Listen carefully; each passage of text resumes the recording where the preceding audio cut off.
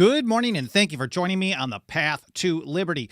I'm Michael Bolden with the 10th Amendment Center, and this is the show for Wednesday, May 24th, 2023. Tomorrow in history, May 25th, 1787. After a delay, I think it was 11 days, actually, the Constitutional Convention in Philadelphia formally convened after they finally got a quorum, I think, of 7 states at the time. Now, what most people never learn is that the initial proposals called for far more centralized. Now, we know that the Constitution created what they considered a more energetic government than what was under the Articles of Confederation, but the early proposals actually called for way more centralized power than what they sent to the states for ratification. One of the most radical ones, I guess we'll call it that, was the Virginia plan, primarily from James Madison, but also Edmund Randolph and others. Now, in the lead up to the convention itself, just under 6 weeks before the start of the convention, if my math is right, but I went to government school, so my adding is terrible without my phone, Madison sent a letter to George Washington with his ideas on how a new government should be structured. Here, this is April 16th, 1787. Madison wrote, conceiving that an individual independence of the states is utterly irreconcilable with their aggregate sovereignty, and that a consolidation of the whole into one simple republic would be as inexpedient as is unattainable, I have sought for some middle ground, which may at once support a due supremacy of the national authority and not exclude the local authorities wherever they can be subordinately useful. So there's a lot to unpack there, but the short version of this is he's basically saying, look, if we could, we'd have one simple national republic. It's inexpedient, it's unattainable, it's not something they're going to be able to pull off. So let's set that off the table. Those are the opposite ends of the spectrum. Total sovereignty of the states, total consolidation into one union or into one republic. Let's come up with some middle ground where the states can still be useful from time to time. Now, his first recommendation was to change the structure, where a pretty significant amount of important legislation under the Articles of Confederation actually needed the approval of 9 states. With several delegations often absent from the Confederation Congress, that means one or two states actually held a veto power. And I can see where he's coming from on this. Madison wrote again here in the same letter, I would propose as the groundwork that a change be made in the principle of representation, according to the present form of the Union, in which the intervention of the states is in all great cases necessary to effectuate the measures of Congress. Inequality of suffrage does not destroy the inequality of importance in the several members, blah, blah, blah. So in other words, he wanted to make it so the national government, the central or general government, could operate directly on the people without the interposition of the states. Alexander Hamilton wrote about this, just as a side note. Mike Meharry had a great article on this in Federalist number 16, where he basically said, and I'm just paraphrasing off the top of my head, if the interposition of the state legislatures are necessary to give effect to an act of the Union, all they have to do is act defensively or not act at all, and the measure is defeated. Now, of course, Hamilton was complaining about that. Madison's complaining about that kind of thing here as well before the convention even started, but it points out a simple truth. As long as the government relies on the states to implement its programs, the states, all they have to do is act evasively or just not act at all. Now, put it into practice for today, the federal government relies on the states to implement what they tell us is most federal programs. So as long as the states opt out, we know that partnerships don't work when half the team quits, or they don't work too well. Anyways, you can see this whole thing about the 9 states in a couple of sections in the Articles of Confederation here from Article 9. The United States and Congress assembled shall never engage in a war, nor grant letters of marque or reprisal in time of peace, nor enter into any treaties or alliances, nor coin money, nor regulate the value thereof, nor ascertain the sums and expenses necessary for the defense and welfare of the United States, or any of them. Nor, there's a lot here, emit bills, nor borrow money. Think about this, especially in relationship today. Nor borrow money on the credit of the United States, nor appropriate money, nor agree upon the number of vessels of war to be built or purchased, or the number of land or sea forces, nor appoint a commander or chief unless 9 states assent to the same. So if you don't have a full quorum and you need 9 states, or, well, you have a quorum, but you don't have everybody present, you need 9 states, maybe Rhode Island could say, nah, too bad, and that gives one small state a veto power. That's what Madison was complaining about. Hamilton was complaining about as well. That's what all the people who wanted more power, more energy is what they call it in the general government. They were concerned about this. In Article 10, the committee of the states, or any 9 of them, shall be authorized to execute in the recess of Congress such of the powers of Congress as the United States and Congress assembled by the consent of the 9 states shall from time to time think expedient to vest with them with. So in short, the articles in many situations, and as Madison pointed out to Washington, most great actions, the big picture ones, required the states to be on board. This is pure federalism if you really get down to it. Now, some people were very much in support of that. Patrick Henry certainly was, and others were absolutely not. Now, Madison really wanted to push it the other direction. Now, here back to that letter. He said, I would propose next that in addition to the present federal powers, the national, now he wasn't calling it a federal government, he was calling for a national government, a one-size-fits-all government. The national government should be armed with positive and complete authority in all cases which require uniformity, such as the regulation of trade, including the right of taxing both exports and imports, the fixing the terms and forms of naturalization, etc., etc. That's how he put it, etc., etc. He said, over and above, now check this out, over and above this positive power, a negative, and he highlighted this phrase, in all cases whatsoever, a negative in all cases whatsoever on the legislative acts of the states as heretofore exercised by the kingly prerogative appears to me to be absolutely necessary and to be the least possible encroachment on the state jurisdictions.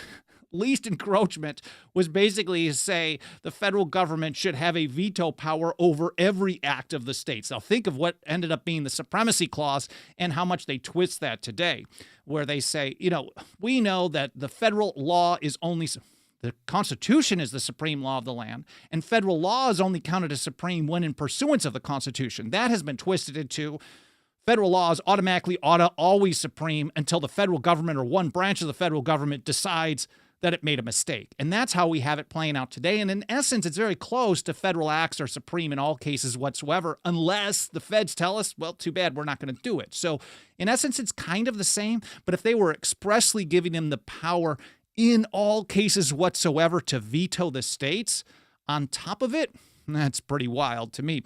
But that was James Madison's, what he thought was absolutely necessary to have. He said, without this defensive power, every positive power that can be given on paper will be evaded and defeated. And now Madison did flip-flop, and I'm going to mention that a little bit later on the show. I did an episode on that, and he pointed out that this was a problem at first. Later on, he used it as a selling point, recognizing that the states could evade and defeat federal programs merely by not participating. That was Federalist number 46. Now, Madison sent almost the same text to Thomas Jefferson a few weeks earlier, March 19th and 18th. He had a couple of letters back to back in 1787.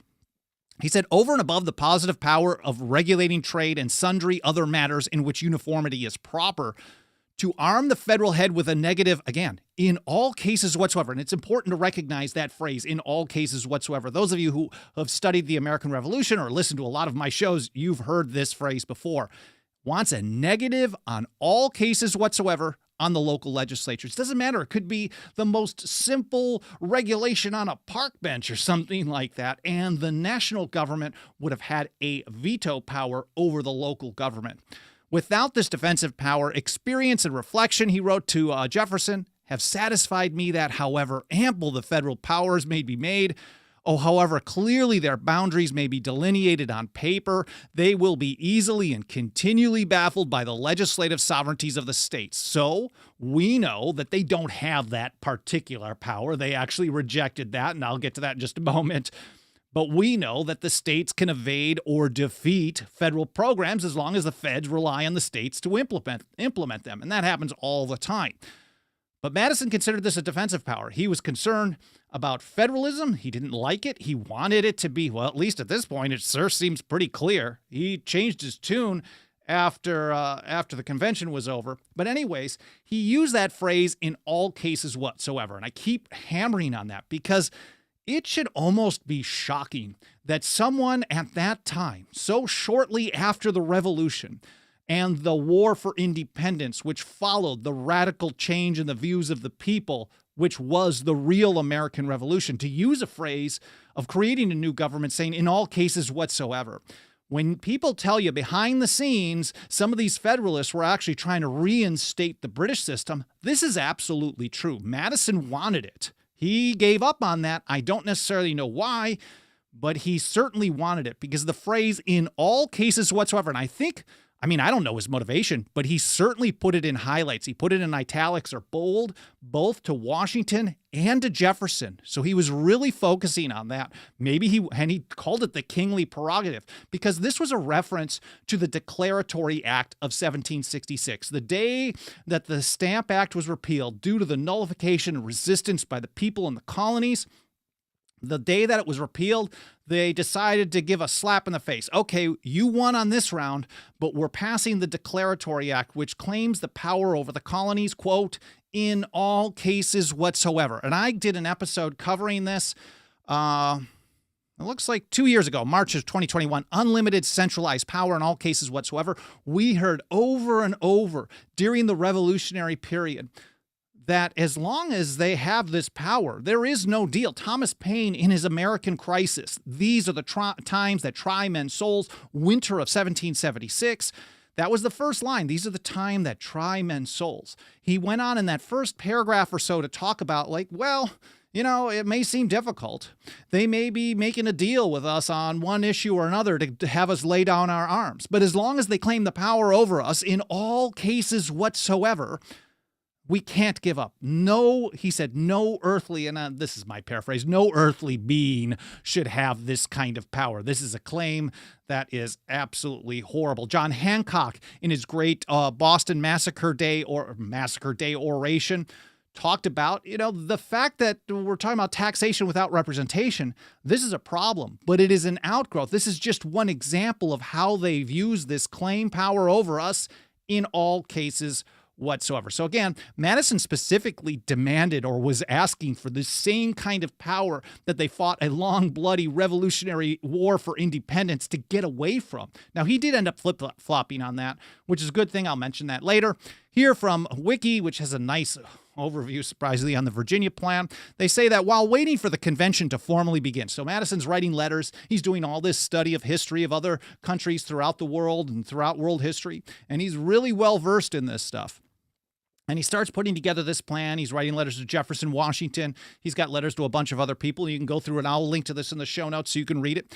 But Madison sketched out the Virginia plan in consultation with members of the Virginia and Pennsylvania delegations, which shared his vision of a strong national government. While Madison is given chief credit for producing the plan, and he really was, it was Edmund Randolph, Virginia's governor at the time, who officially put it before the convention on May 29, 1787. That's Patrick Henry's birthday, just as a side note. So that was supposed to start on the 14th, so they had some time to kind of plan this out.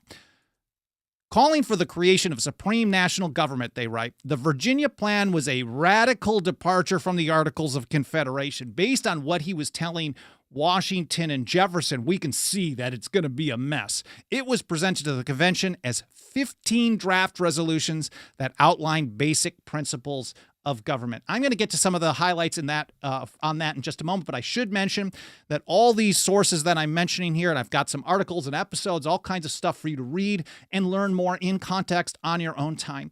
About 1 to 2 hours after this live stream is done, I will publish a blog post like I do after every episode over at 10thamendmentcenter.com/path to liberty. And there you're going to find a show links section so you can be like, dude, where's the text of the Virginia plan or the Articles of Confederation? Where's that episode on the Declaratory Act, unlimited centralized power in all cases whatsoever? You're going to find that over at 10thamendmentcenter.com/path to liberty. As you scroll down, you can see all the different episodes. We've got some categorized that I do need to do some updates on, but that's little back burner right now, but we do publish that 1 to 2 hours after this is done. And while I'm doing this quick side note, I do want to take a moment and say hello to everyone out in the live chat. I appreciate you guys being here. Whether this is your first episode or you've been here for every single one since day one, I know I've been doing a lot more episodes on some current events, taking on CBDC, ATF rules and things like that, but we do also mix in. We try to go back and forth and go through some of these foundational principles so we understand how things are supposed to be, and, well, just sometimes it's just interesting history. Kirk Morrison, Cheriton Farmer, there's Dixie Strong, Dave Simmons, Alt Reality, Haji, John Rame. I apologize if I pronounced your name wrong, but I was trying to get that. Joseph Bonamolo, Lonnie Hall. That's a name I don't recognize, but good to see you from Virginia. Pretty cool. Speaking of Virginia Plan, Bastiat. That's awesome. Hamilton was a madman. But, that's interesting because Hamilton, Madison ended up battling with Hamilton over the National Bank, but they certainly were fellow travelers when it was calling for centralized power. Now, Hamilton made a proposal a little bit later in the convention that was even crazier than this Madison version. Anyways, I'll get back to that in a moment. Cowboy Roy Rogers and everyone else. I know I'm skipping a few people, but I appreciate you guys all being here. Thank you so much. Let me get back to it. 10th Amendment Center.com/Path to Liberty. Here's an article by Rob Natelson, The Virginia Plan and the General Welfare Clause. Rob writes, the Virginia Plan served as the basis of discussion during the first few weeks of the convention. This was really the main proposal. So what they were discussing was this. If this is the starting point, some people wanted to be even more centralized. Some people wanted to be less. But when the bar was set so high, it was hard to kind of get it down towards a more federal type of structure that they ended up going to. And maybe it would have gone even further in that direction had there not been so many people advocating for this kind of energy, we'll call it, in the general government. The Virginia Plan, Rob writes, was premised on the conclusion that the Articles were inadequate to, quote, accomplish the objects proposed by their institution, namely common defense, security of liberty, and general welfare. And the people who were proposing it and supporting it wasn't just the Virginia people. There were some from Delaware, for example, George Reed. They wanted it to, they thought the only way to protect liberty was to have a strong fist at the top, I guess. In effect, Rob writes, the Virginia Plan was a scheme in which the states would survive only as corporations, fulfilling the kind of subordinate roles that the local governments played in England. So very much the British system. The localities really were just political subdivisions of the new national government. That was the proposal. In many ways, that's how they act today. So maybe they got their wish. If it was someone like Hamilton, I think he was willing. Now, of course, when he was selling ratification to people in New York, he was making all kinds of claims about limited central power, limited federal power that he threw out the window as soon as ratification was achieved, because I think his goal was shady all along. I don't think so as much. I don't think so much with Madison, but who knows? So they were only going to serve as mere corporations. One delegate, Delaware's George Reed, proposed abolishing the states entirely. Most of the delegates believed, however, that the states should be preserved, if merely for instrumental reasons. And that's how they are today. If you look at what Madison wrote to Washington in April of 1787 before the convention started, he said the same thing. Do not exclude the local authorities wherever they can be subordinately useful. So it's not necessarily completely abolishing the states like George Reed was proposing, but most of the delegates early on in the convention thought you just keep the states just where it's instrumental, just as a selling point, because too many people would be opposed to it. It's inexpedient, unattainable, is how Madison put it to Washington. So what they wanted to do is really get rid of the states. They just knew they couldn't pull that off. Here's a Madison to Washington again. He said, oh, I just went back to that. Sorry. That was where he was saying we're not going to exclude the local authorities wherever they can be subordinately useful. Now, there are multiple texts of the Virginia Plan. And as I mentioned before, it was a series of 15 resolutions. I don't think they actually have an original copy, but you have copies from Madison's notes, other books and historical documents from the time. I'm going to link to the 4 versions we know of here from Avalon at Yale Law School, so you can read it over. The main points, first of all, by terms of the scheme, Natelson put it this way: the new government would receive the cumulative total of powers, 1, that Congress enjoyed under the Confederation. So they'd have that power. 2, in which, quote, the separate states are incompetent. Who determines that? And 3, quote, necessary to the harmony of the United States. In addition, Congress would receive that plenary veto over state legislation. That's a total veto over anything the states do, the most tiny minutia. That would be the power of the general government or the central government, the empire, under the Madisonian, Randolph, George Reed, and others, their plan for a centralized power. At this stage, Rob writes, proposals for a more limited list of federal powers were dismissed as impractical. It was impractical to say they should only do a certain amount of things. The only practical thing that they were thinking of at the time was a total strong force with a veto power to make sure that states were in line, and the people. When the New Jersey delegation offered its own more decentralized proposal on June 16th, this was the New Jersey plan, the delegates rejected it by a decisive vote. When I first started studying this over a decade ago, I originally had thought the Virginia plan was rejected pretty quickly, but as I read through more and more, it absolutely was not. If we're talking about Madison first proposing these types of things in March and April to Jefferson and Washington, and then it getting presented in May, and then we're talking weeks later, and it's still, they're rejecting anything decentralized. Here are some of the highlights. Here, example, 2 negative. That's resolution number 6. Negative all laws passed by the several states, contravening in the opinion of the national legislature, the Articles of the Union. Mind you, they could veto, in the opinion of the national legislature, stuff that the national legislature decided the states couldn't do.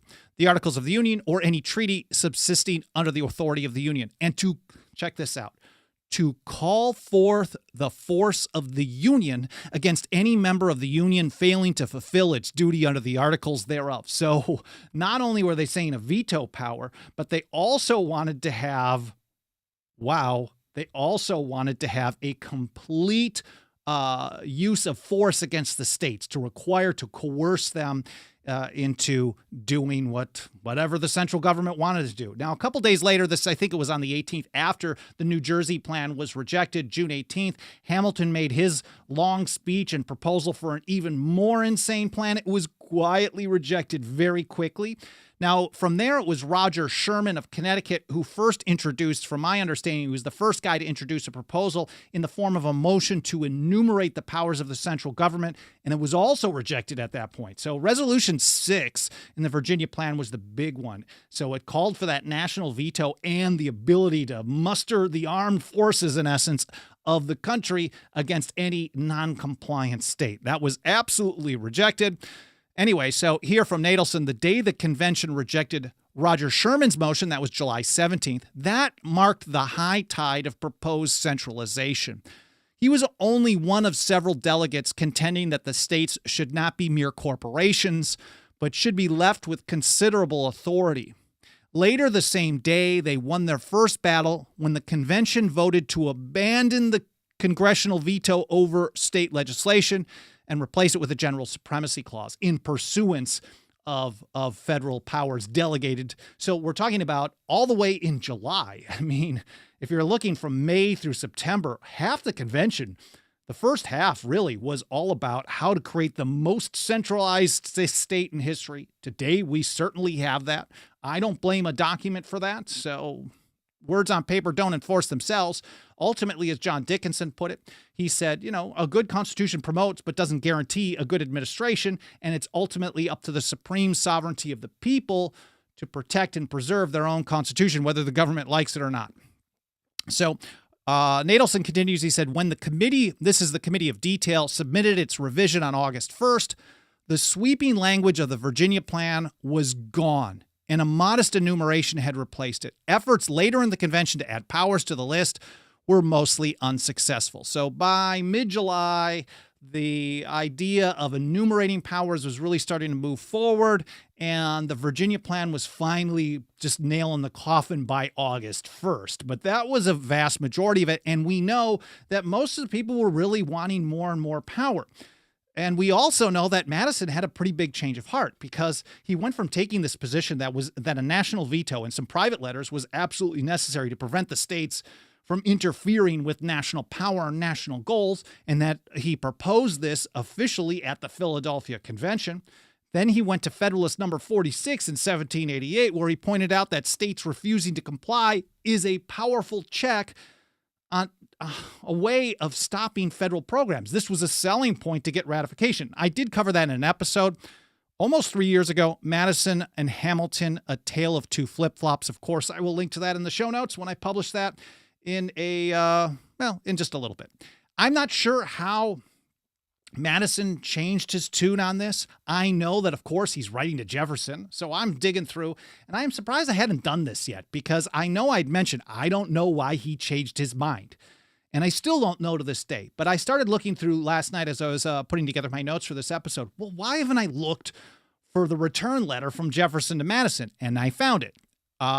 June 20th, 1787. I'm not sure when Madison got it. Jefferson replied to a whole series of letters, February 15th, March 18, 19, April 23rd.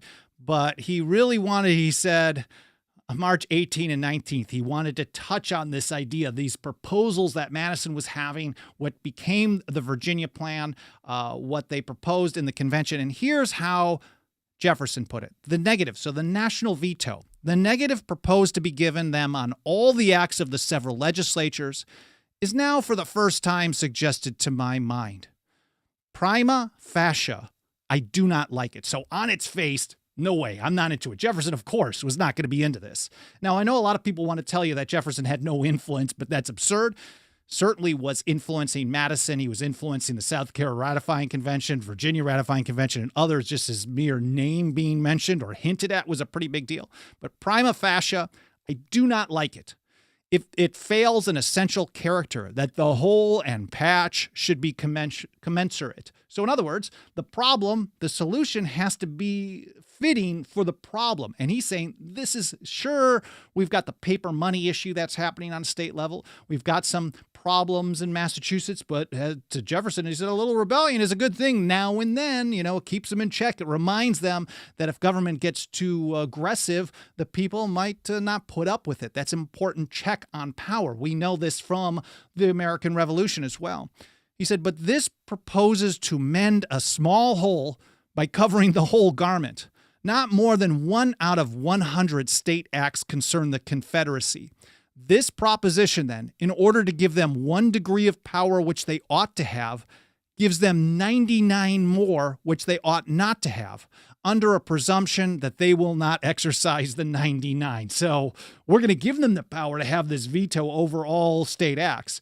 99% of the time, they shouldn't even be thinking about what states are doing, but we're going to give them that power anyways, just because they're going to use it right. Now, this to me, it's hard to accept that Madison was this dumb on this, or maybe he was just one of the bad guys at first, because almost all the founders recognized, the big government people, the small government people, the Federalists, the so-called anti-Federalists, these terms of art, they all recognized that power is liable to be abused. Madison said this over and over. Power lodged in human hands is always liable to abuse. So he knew this.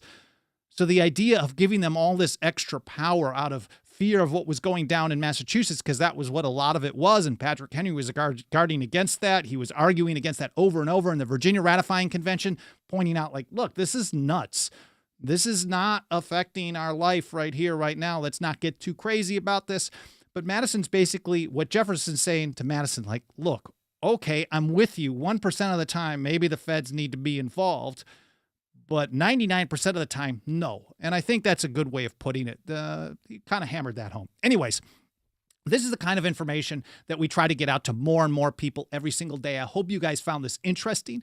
I hope it was educational, more important than anything. I hope you learned something. I really like doing some of these historical episodes covering foundational principles, what went down during ratification, so we understand the motives and what, to me, it's just really interesting stuff. I hope you enjoyed it as well, as much as I enjoyed it sharing it with you. But we try to get this kind of stuff out to more and more people every day, including how to defend the Constitution and liberty when government refuses to do so, which is constantly.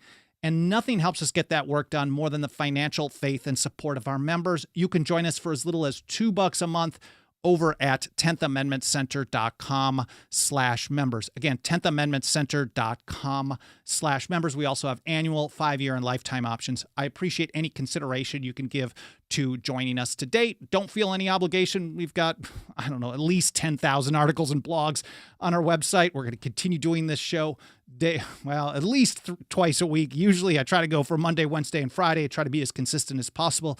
Had some scheduling issues lately, but we're going to keep doing the work that we're doing. If you support us and you want us to do more and reach more, that's where the membership program comes in. Anyways, let me take a look over in the live chat, see if there's any comments or questions that I can get back to. Bastiat had a good point. Madison was so apt with knowing that non-compliance could control government, and yet he thought centralization was a good idea. Him and Hamilton both. It's baffling. Yeah, it was a complaint. They thought that the good dudes in power were going to do the right thing. And I've talked about this in other episodes too, that I think there was a little disconnect. I think the biggest disconnect between Federalists and Anti-Federalists, excepting maybe Benjamin Franklin on the Federalist side, was that they just thought the checks and balances were going to make things work, that people would, stop the feds when they went too far, and that good people would rise to the top. And the Anti-Federalists tended to look at human nature a little bit more of a long vision of things. Like, okay, if you give them this little room to do this, we know they're going to read it in a way where it's going to expand their power over and over and over. And, we get that from people like John Dickinson, who we could call the father of the Articles of Confederation, the primary drafter, especially early on. In fact, he didn't even want to sign the Declaration of Independence because he first wanted to get an Articles of Confederation done. So that's how much he was on board with the Articles.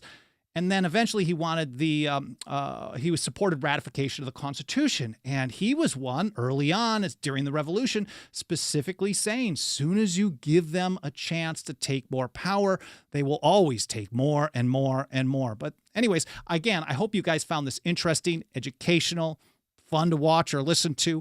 Don't forget the membership program, 10thamendmentcenter.com/members, and 10thamendmentcenter.com/path to liberty is where I'll have the show notes and the blog post for this episode. I will read through more comments and questions a little bit later on today or tomorrow. I appreciate you leaving those.